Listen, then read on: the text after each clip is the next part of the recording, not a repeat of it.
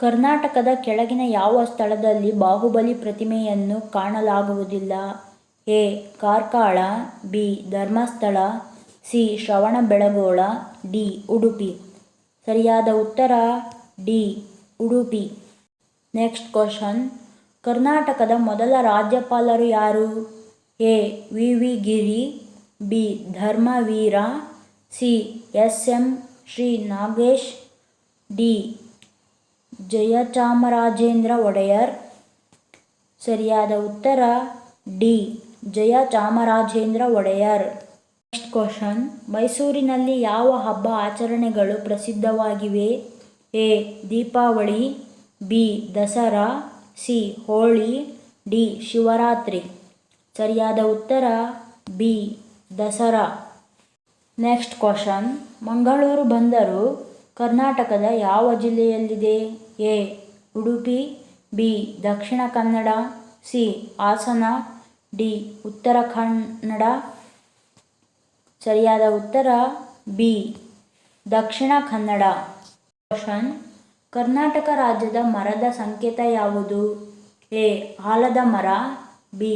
ತೆಂಗಿನಕಾಯಿ, ಸಿ. ಶ್ರೀಗಂಧದ ಮರ, ಡಿ. ಮಾವು. ಸರಿಯಾದ ಉತ್ತರ ಸಿ. ಶ್ರೀಗಂಧದ ಮರ. ಕ್ವಶನ್. ಕರ್ನಾಟಕದ ರೇಷ್ಮೆ ಪಟ್ಟಣ ಎಂದು ಯಾವ ಪಟ್ಟಣವನ್ನು ಕರೆಯುತ್ತಾರೆ? A. Ramanagara, B. Channapatna, C. Belagavi, D. ಇದ್ಯಾವುದೂ ಅಲ್ಲ. ಸರಿಯಾದ ಉತ್ತರ ಎ. ರಾಮನಗರ. Next question.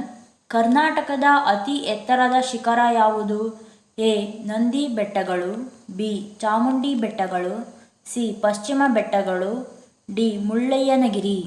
ಸರಿಯಾದ ಉತ್ತರ ಡಿ. ಮುಳ್ಳಯ್ಯನಗಿರಿ. Next question. ಕರ್ನಾಟಕದಲ್ಲಿ ಯಾರ ಆಳ್ವಿಕೆಯನ್ನು ಸಂಗೀತದ ಸುವರ್ಣಯುಗ ಎಂದು ಪರಿಗಣಿಸಲಾಗಿದೆ? ಎ. ಕೃಷ್ಣರಾಜ ಒಡೆಯರ್ 3, ಬಿ.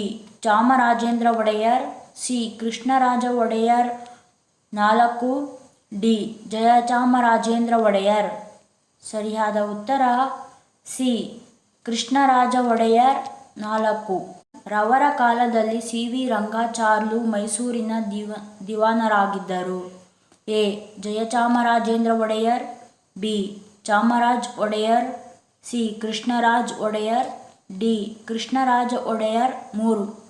ಸರಿಯಾದ ಉತ್ತರ ಬಿ. ಚಾಮರಾಜ ಒಡೆಯರ್.